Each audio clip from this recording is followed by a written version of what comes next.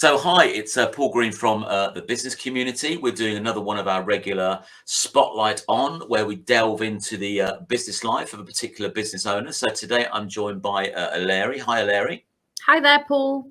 So, before we probe her and get into the hidden depths of what makes her tick, do you just want to introduce yourself and let people know what fingers you've got in what pies at the moment? Sure, my name's Eleri, and I have a number of fingers. I've still got 10, but I've got 5 pies. So I run a law firm called Maguire Mitchell.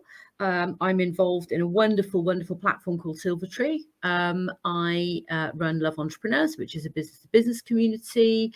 I also run a charity which focuses on poverty alleviation through enterprise.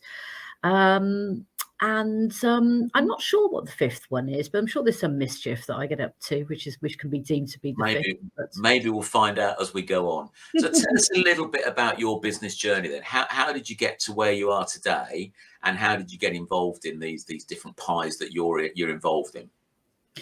Well, basically, I like solving problems. In particular, I've always been an entrepreneur, although my background is as a lawyer.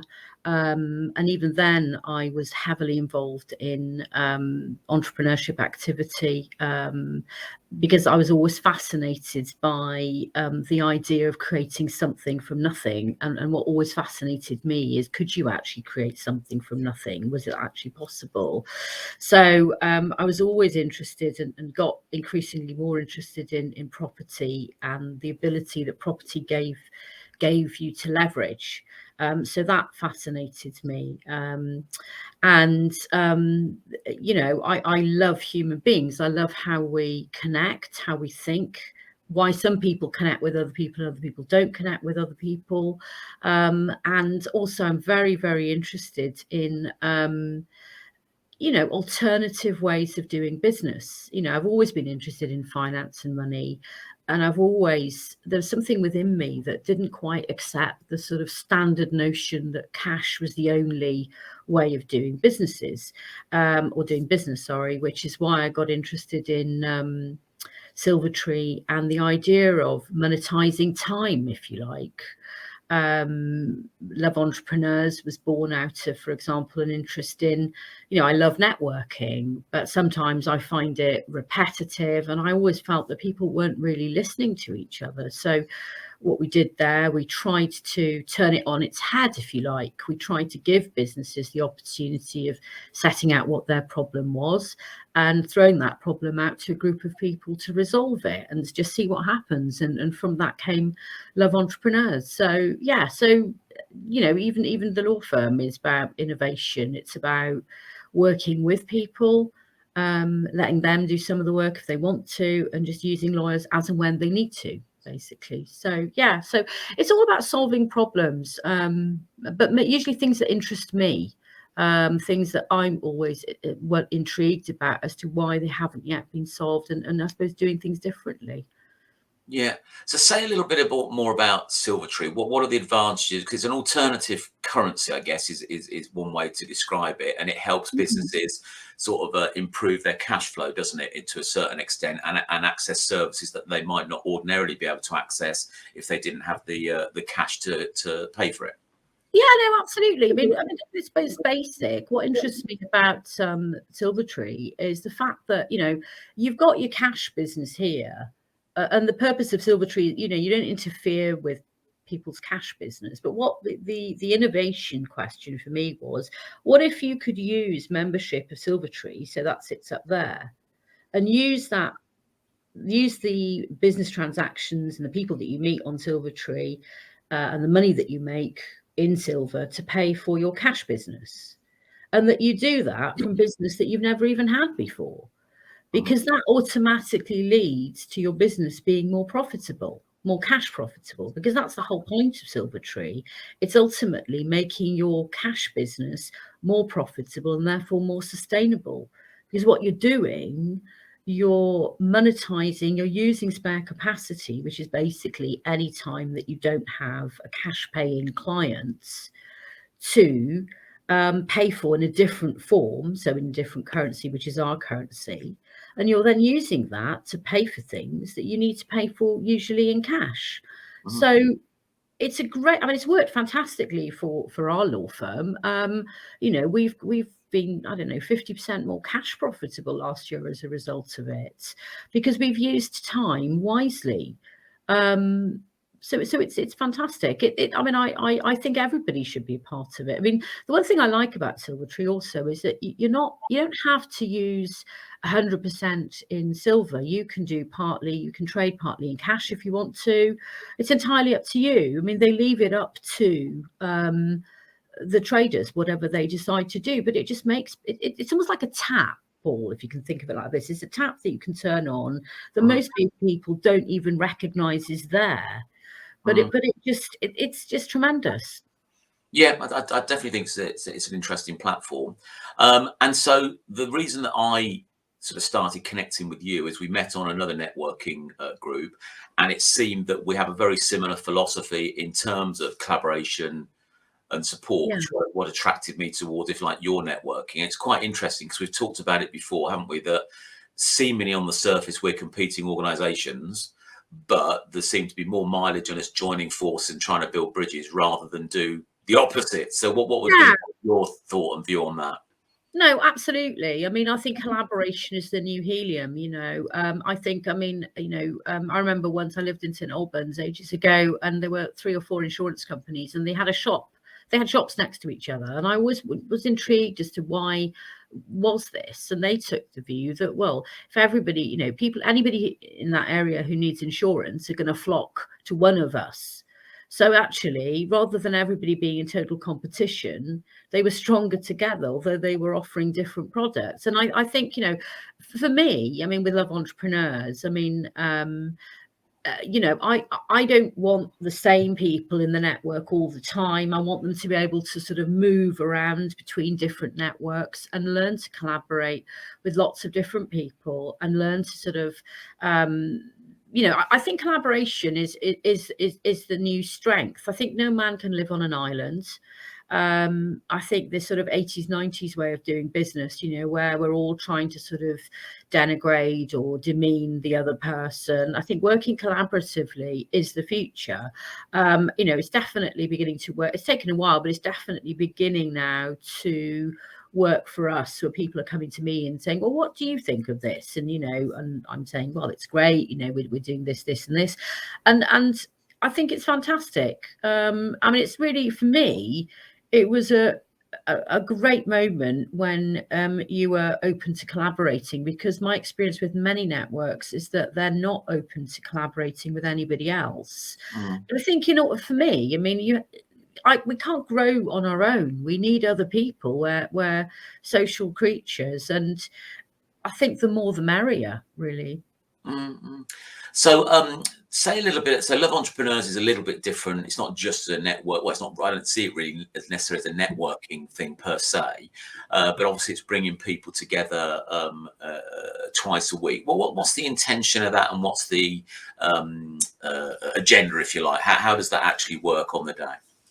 Well, basically, a company comes along, or an entrepreneur comes along, a solopreneur, doesn't really matter. They, you know, the desire, the only desire, you know, for entry here is you know, is that they have a business idea, either have a business or have an idea about having a business, and it's as simple as they can road test that idea in front of a group of motivated entrepreneurs that will give them excellent feedback in real time on their idea. So it could be a problem that they've got in their business currently that they are struggling to resolve. They can just, you know, just by throwing it out there to a group of, you know, unrelated people that don't know the business, that can give them really quick fire, short, sharp suggestions on how to sort of resolve that problem. And the reason why it works so well, it gives, you know, rather than long, turgid, you know, written responses that lose the power of spontaneity, it gives a spontaneous response to these questions, which are usually heartfelt, which in my experience are usually much more helpful than long written out responses by some consultants and analysts. And actually, it's amazing, actually, some of the most, some of the best ideas have come completely from left fields, from people who, they don't even know. They might not have a huge business, but they might come up with that wonderful little solution that nobody's even thought of. So that works excellently for that, but it also works brilliantly for networking too. Because by sitting in a breakout room, let's say, thinking about how can we help this business with this specific problem and talking to other entrepreneurs, you automatically get to know them. So when it comes to, well, I'd like to talk to that person or have a one-to-one with somebody, it's a brilliant way of actually opening the door to that conversation, because you've got something communal that you were both involved in. So it automatically, good quality relations are built, and opportunities for collaboration proliferate as a result. So it works on both levels. Yeah, I mean, for me, because it's a group session, sometimes as the ideas are coming up from other people, it's pinging ideas in other people there. So, rather than just having a one-to-one where you might get some ideas off one person, there's this collaborative group that are sparking off each other and coming up with things based on what's being said live. So I think from that point of view, it definitely works for the business owner that's in the hot seat, if that's the right word. So it works from that point of view. So on these sessions, because obviously you're a busy girl, I ask people what their why is. I don't know whether you're familiar with Simon Sinek. People start with why. So what is your why? What sort of like keeps you going and gets you out of bed in the morning, and just that really? So I have a very clear why. One of the reasons I've got involved in Silvertree, in Love Entrepreneurs, in Grow Inspires, it's all about making the impossible possible. That might sound complicated as a response, but it at its most basic is, I want to see that we do business in this country totally differently. I want to be able to see a world where everybody can access business or set up a business, regardless of wealth, regardless of where they come from, regardless of which university they went to or how much cash mum and dad have. Silvertree really does enable everybody and anybody to set up in business. Even if you've got a successful business, enables you to become much more cash profitable. So it's a huge leveling up tool. Through my work at Grow Inspires, we've created an ecosystem. So we started off with an accelerator, for example, giving people who are on universal credit the opportunity to set up in business. And then we quickly discovered, well, that's lovely, giving them lots of education. That's sort of the same education as we do on the master's program at Bristol University in innovation. But if they don't have access to a networking group, and support, and if they don't have access to money so that they can trade with and set up their business, then what's the point? So we've then created, we brought in Love Entrepreneurs and Silvertree as part of that ecosystem. So we've created that now. And I think for me, it's a way that they might not have money, these people, but they've got services or an idea or something that can fly. So what we've done, and what I like to do, is give those people the opportunity that maybe don't have that much money to play on an equal footing with those that do have lots of money, so that actually as a country, as a nation, we move forward with the best innovation ideas, not just those who have had the fortune of being funded either by banks or by maybe wealthy parents or opportunity. So that's basically, that's what gets me up in the morning. Okay, makes sense to me. So all these things you're involved in, how do you balance your time, Eleri? Badly, as you know, Paul, as you know. No, I try my best. I mean, I've got a huge why. I've just started to go back to the gym, so I make that part of my daily work now. That's incorporated as part of my workflow. I love what I do, Paul. I really do. seeing things come together, seeing people start to use Silvertree, seeing people use Love Entrepreneurs, seeing people come to your network from Love Entrepreneurs, that's a sign of impact, you know, and that's great. When you start to see these things come to fruition, you get really energized, or I do, you know, and I just get spurred on, you know. I don't know where the energy comes from, but yeah, I don't have a, I mean, yeah, I mean, I have a problem with time balance, of course, but, you know, I try and strive to improve that. You know, I keep good links with all my friends, you know, and that sort of thing. But, you know, actually the majority of my day, and I do have to say, I do work 12 to 14 hours pretty much most days. It's not a problem because I'm doing what I love doing. So Yeah. it's not really a chore. Yeah. Yeah. Yeah, it's not work or a chore if you enjoy what you're doing. It's just you Yeah, living your absolutely. life doing what you're doing. It just happens Absolutely. to Yeah. be Yeah. your job, as it were. So I Yeah. know you've got a number of businesses that we've talked about. Well, what would you say? Silvertree, for example, it does have some competitors out there.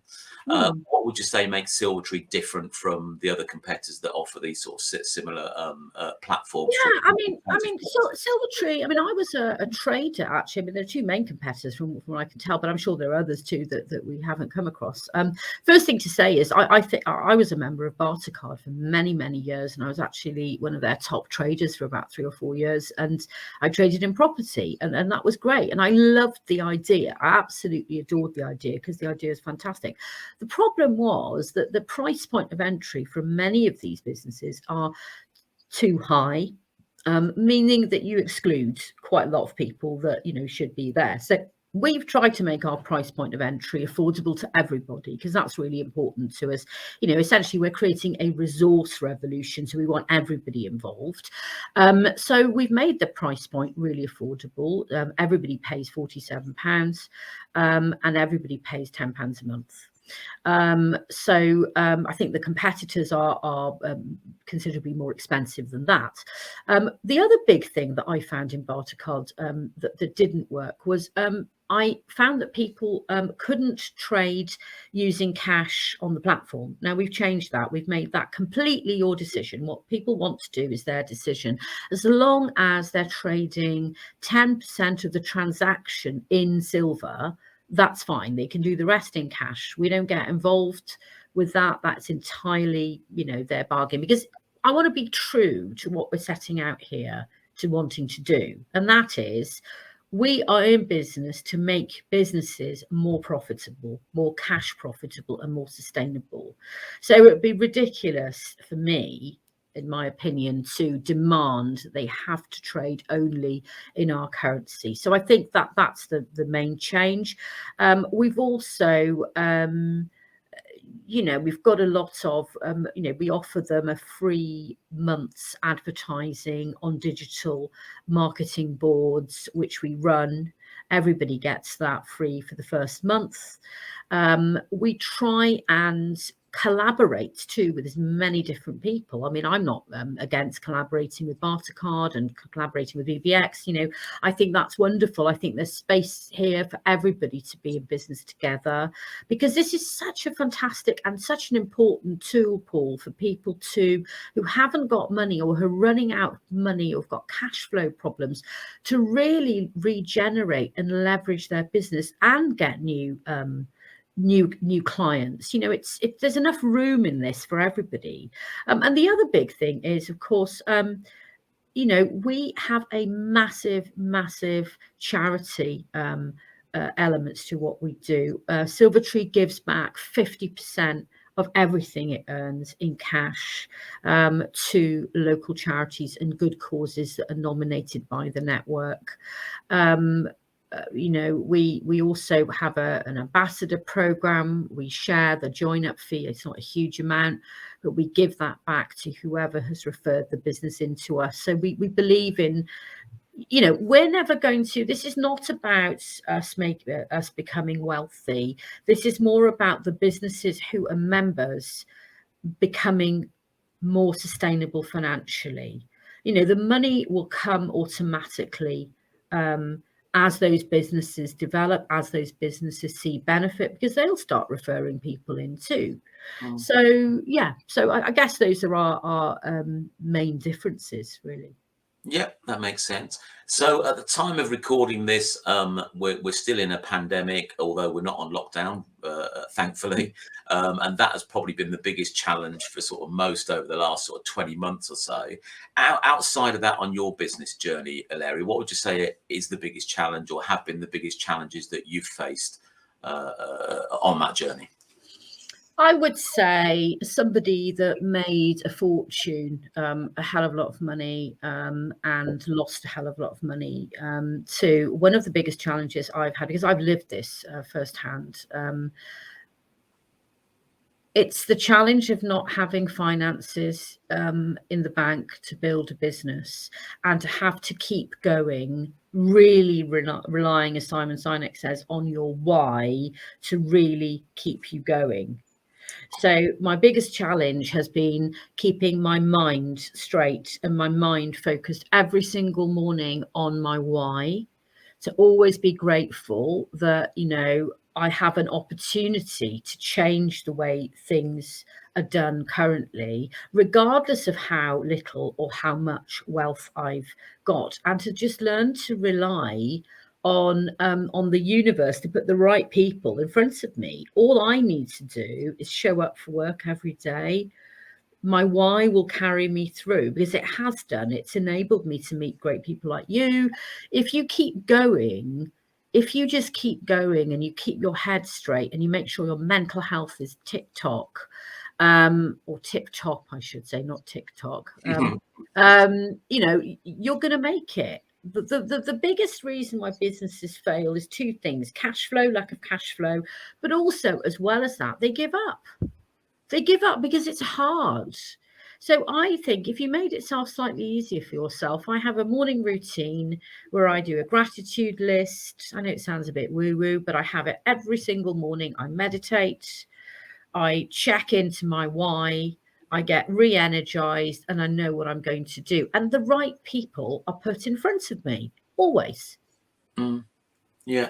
And it's amazing. I mean, I've come from, very low income through the benefit system to setting up these businesses, but the right people have always presented themselves, and you know, to learn to be patient. I'm not the most patient person in the world, as you know, and that is my biggest bugbear. You know, the right people do come. Well, there's one right person, hopefully, just sort of commenting on your approach there. So I don't know whether you've met Neil through the business community. He's a independent financial advisor in Leicestershire. So he's tuned in. Thanks, Neil. So would you think? So you said that people give up. Obviously, cash is the biggest killer of most businesses. You know, obviously, there's things you can do about your cash flow and manage it, and use platforms like Silvertree to support it, etc., etc. But do you think business owners need a particular mindset to be successful? Yeah, mindset, Paul, really matters. I spend a quarter of my day focusing on mindset.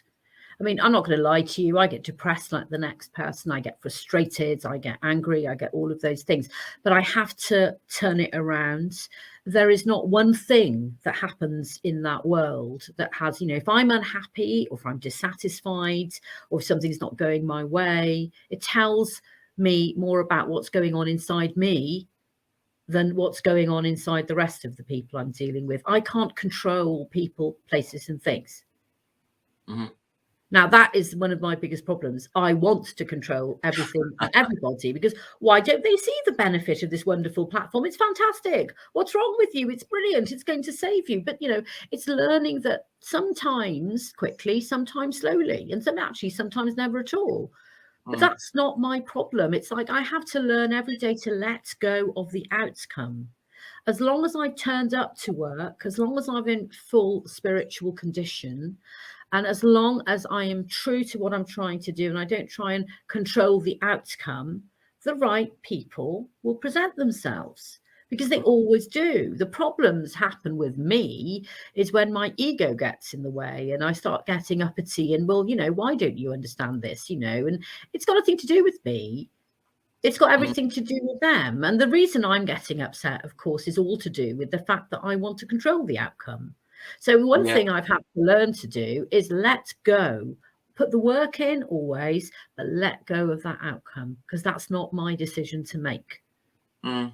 And that Mm. is the hardest thing to do. And no, I don't always get it right, as you know, because I'm human.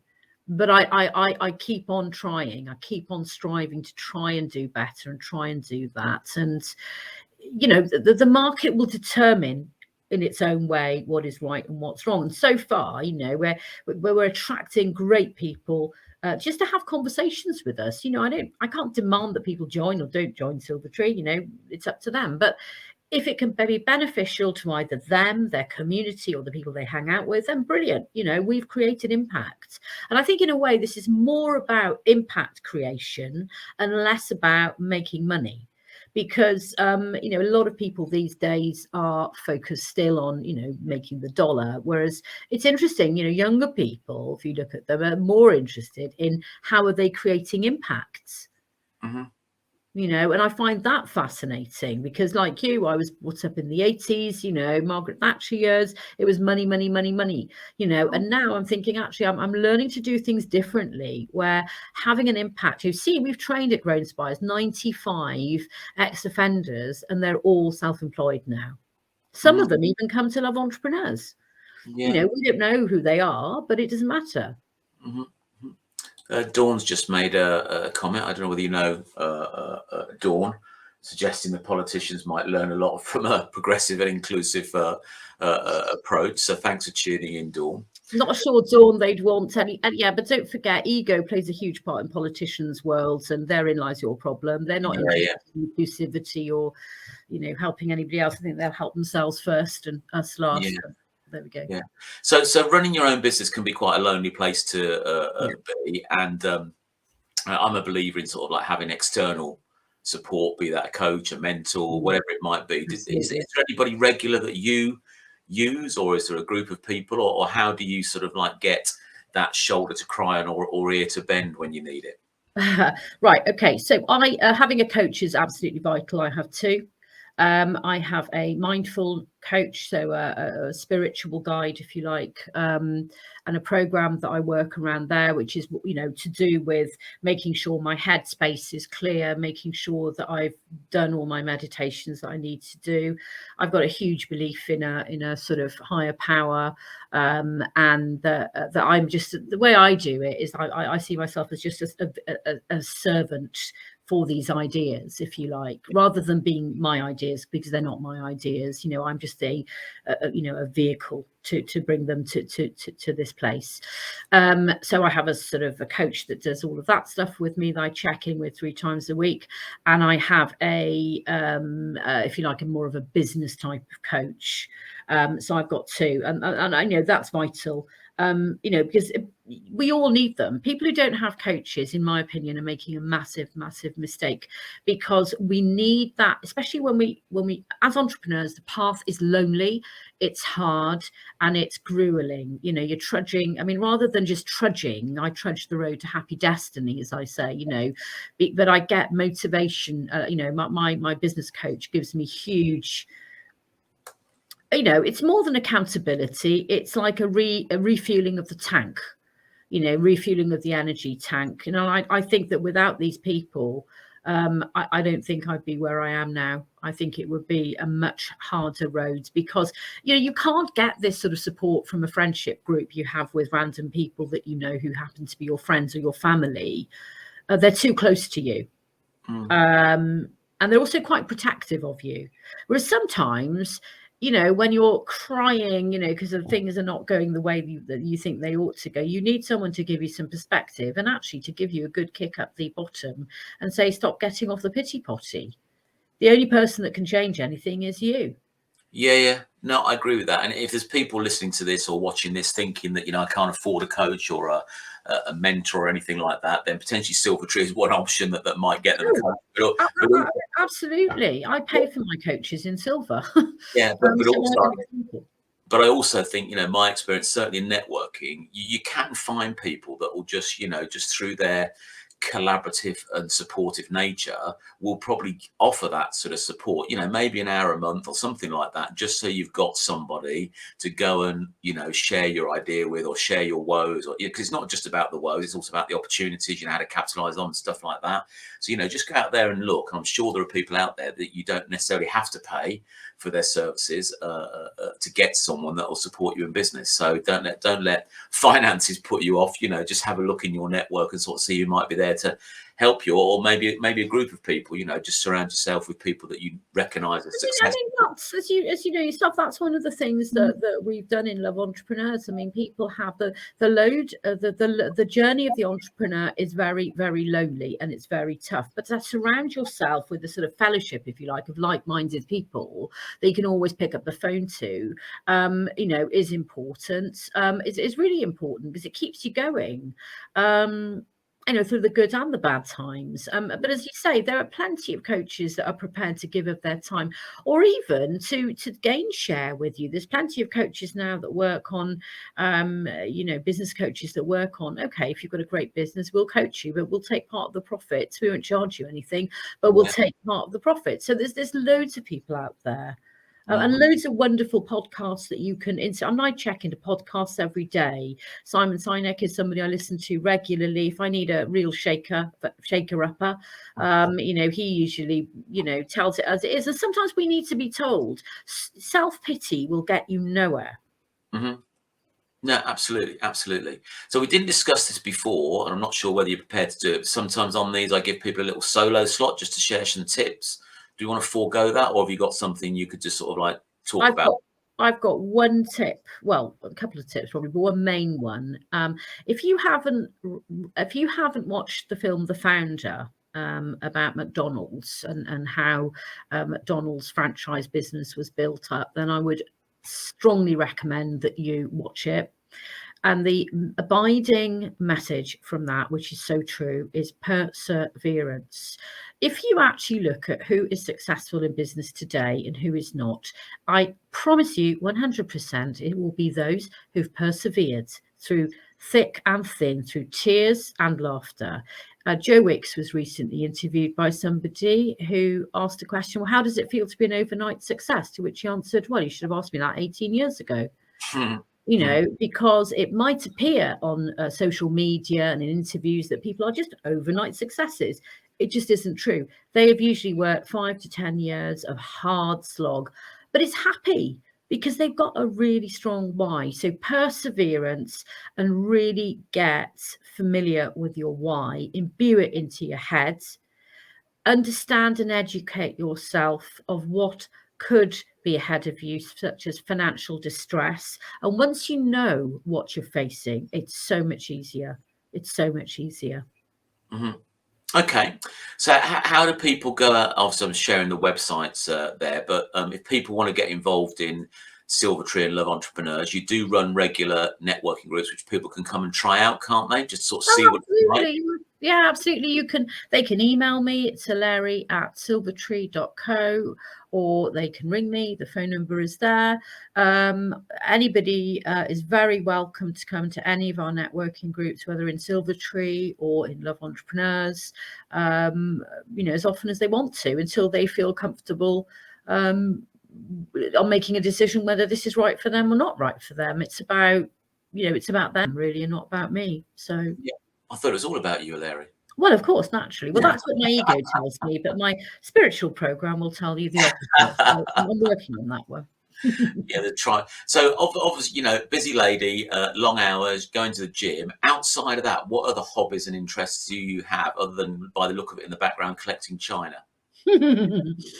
I love painting. I love art. I'm a huge painter, sketch drawer, and I've recently started to embark on not teaching myself, but taking lessons in learning to do some graphic illustrations now and painting. I love watching. I love reading. I'm a huge reader. I read about a book or 2 books a week. And yeah, there's not much time for anything else really. There's only 24 hours of the day after all. I'll have to introduce you to a lady called Sarah Penrose. She runs painting workshops. She All did right. one, you know, Marie Louise, who you've met through the Yeah, visiting yeah, community. yeah. Her and her mum went on one on Sunday, which was based at a vineyard. So you had sort of like nice food there, and you just did a painting workshop. And they did one in France as well. So she does How like little lovely. excursions and what have you. So that might be an interesting connection for you if you're into painting. Yeah. So unless there's anything else from your side, I think we're pretty much done. So thank you for sharing your views and opinions and your business journey of how you've got to where you are today. And yeah, thank you very much for taking half an hour or so out of your busy schedule to join us. So thanks very much. That's fine. Thank you, Paul, for having me.